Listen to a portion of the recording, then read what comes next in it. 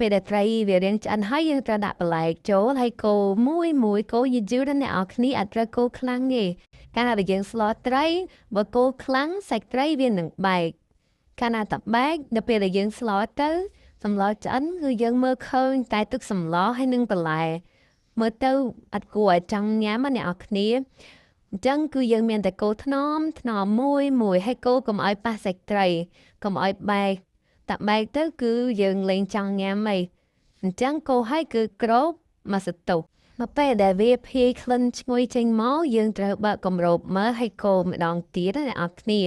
ដើម្បីបញ្ជាក់ថាមើលទៅគឺវាឆ្អិនចូលគ្នាល្អបន្ទាប់មកទៀតបានយើងធ្វើការចាក់ខ្ទិះ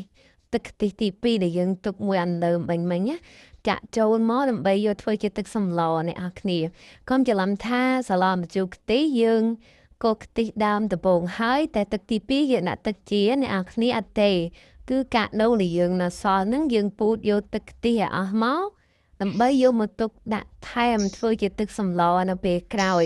យ៉ាងហោចណាស់ក៏យើងអាចស្រង់យកជាតិខ្ទិះពីក្នុងនឹងបានមកវិញខ្លះដែរបន្ទាប់ពី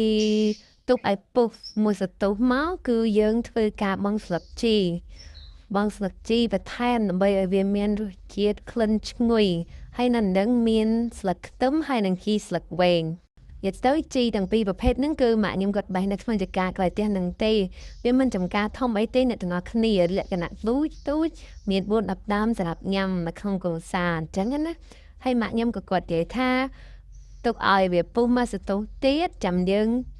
ធ្វើការដួសដាក់ចានតែភ្លក់មុនសិនថារសជាតិយ៉ាងម៉េច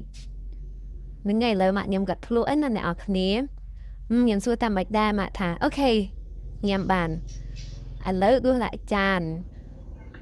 ផ្លែស្វាយខ្ចីហ្នឹងយើងយកមកធ្វើជាម្ជូរដល់ពេលដែលវាត្រូវទឹកក្តៅគឺវាលាយអស់សតតែសម្បកអញ្ចឹងអ្នកនរគ្នាឡើយម៉ាក់ខ្ញុំដួសហើយម៉ាក់ថាឃើញដល់ពេលដែលយើងដាក់ស្លោហើយយើងកូរយឺតមួយសាច់ត្រីគឺនៅមូលល្អមើលទៅគឺតំណងគួរឲ្យចង់ញ៉ាំ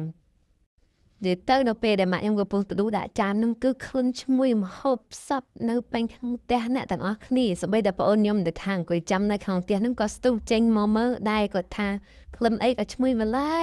ព្រោះអីធម្មតាដែលយើងស្លម្ជូរខ្ទិះញ៉ាំលក្ខណៈជុំគ្នាច្រើនអ្នកនរគ្នាគឺវាក្លិនឈ្ងុយពេញផ្ទះនឹងឯងគ្នា4-10នាក់អីគឺមកហើយ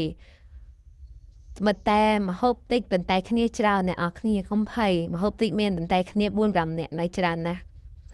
ព្រោះអីយើងជាលក្ខណៈគ្រួសារធំអញ្ចឹងជនបទគឺគេញ៉ាំមហូបតិច